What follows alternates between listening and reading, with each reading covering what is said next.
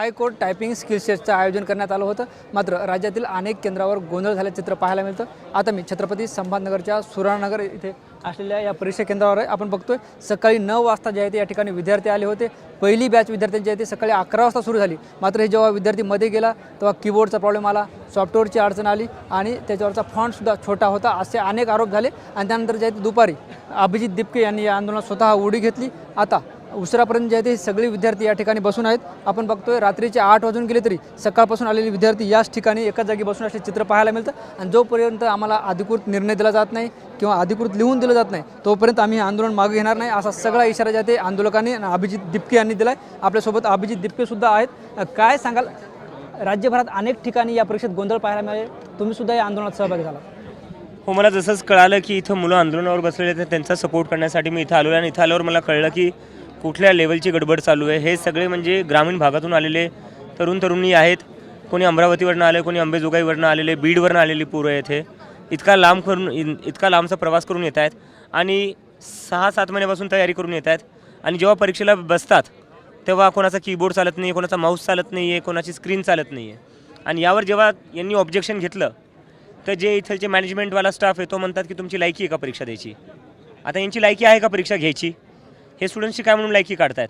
तुमच्याकडे चांगले कम्प्युटर्स नाही आहे, चांगले कीबोर्ड्स नाही आहे, माऊस नाही आहे, तुमचे सर्व्हर चालत नाही, तर तुमची स्वतःची लायकी नाही परीक्षा घ्यायची, तर तुम्ही स्टुडंट्सची काय म्हणून लायकी काढतायत? आणि जेव्हा हे आता डेलिगेशन भेटायला गेलो होतं आत, तर असं सांगण्यात आलं की तुमच्या ज्या प्रॉब्लेम्स आहे त्याची आम्ही नोट घेतो. अरे नोट घेऊन करणार काय तुम्ही? त्याच्यावर करणार काय ते सांगा.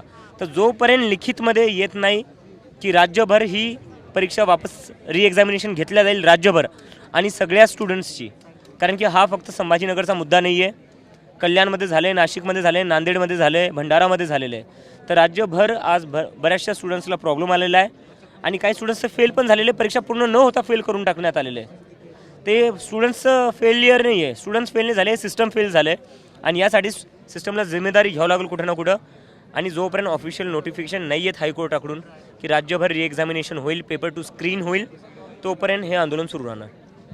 जेव्हा पोलीस अधिकारी तुमच्यासोबत आणि विद्यार्थ्यांसोबत बोलत होते तेव्हा त्यांनी असं सांगितलं की हा हायकोर्टाचा विषय आमच्या अधिकारातला नाही. मग हा तिढा कसा सुटणार नाही? तुमची काय भूमिका असणार पुढं? नाही, कोर्ट जर अर्णब गोस्वामीसाठी रात्री 11-12 वाजता उघडू शकतं तर विद्यार्थ्यांसाठी का नाही उघडू शकत? पाहिलं होतं ना सगळ्यांनी, अर्णबसाठी उघडलं होतं ना रात्री 11-12 वाजता कोर्ट. तर अर्णबसाठी वेगळा कायदा आणि या विद्यार्थ्यांसाठी वेगळा कायदा आहे का? पुढची भूमिका ह्याची की आम्ही बसून रोज जसं जंतर मंतरवर बसलो होतो नोटिफिकेशन येईपर्यंत. ऑफिशियल नोटिफिकेशन आलं, जर त्यांनी सांगितलं एक्झामिनेशन घेतील राज्यभर आणि आधीसारखी गडबड नाही होणार, व्हेरीफाय करतील सगळ्या गोष्टी आणि असं कुठल्याही सेंटरमध्ये मुलांना बोलवणार नाही. किती मेहनत वाया, महिनो अभ्यास करायचा, एवढ्या दुरून प्रवास करून यायचं, सकाळपासून कोणी काही खाल्लं पिल्लं नाही इथं, एवढं सगळे कष्ट करून यांनी एक्झाम द्यायचा आणि एक्झाममध्ये कीबोर्ड चालत नाही, माऊस चालत नाही. आणि त्याच्यानंतर मॅनेजमेंटवाले म्हणतात की तुमची लायकी आहे का परीक्षा द्यायची. तुम्ही या मॅनेजमेंटवाल्यांना आज जाऊन विचारा यांची लायकी आहे का परीक्षा घ्यायची. कसं काय बोलू शकता स्टुडंट्सला असं? आपण बघतोय यापूर्वी सुद्धा अनेक पेपर फुटलेत, मात्र हायकोर्टाच्या टायपिंगचा हा पेपर होता आणि यात सुद्धा हा गोंधळ पाहायला मिळतो. सगळ्यात मोठी गोष्ट ही आहे की हायकोर्टाचा पेपर होता, ऑनलाईन होता, ID आणि बायोमेट्रिक चेक करण्यात नाही आलेले, तसंच जाऊ दिलेले लोकांना आत. आता कोण परीक्षेत जाऊन खरंच बसले, कोण नाही बसले, डमी कॅन्डिडेट्स किती होते काय कसं माहिती पडणार? हायकोर्टाची परीक्षा जर विदाऊट ID चेकिंग आणि विदाऊट बायोमेट्रिक्स होती आहे तर काय धांदली चालू आहे देशात? म्हणजे ठरवून ठेवलेलं आहे का की प्रत्येक जागी घोटाळा करायचा आहे? तुम्हाला ठरवलेलंच दिसतंय. तिथे आपण बघतो आपल्यासोबत अभिजित दिपके होते.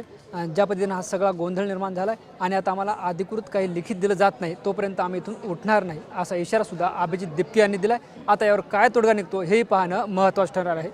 कॅमेरा पर्सन अमित आडेसह ज्ञानेश्वर लोंढे, TV9 मराठी, छत्रपती संभाजीनगर.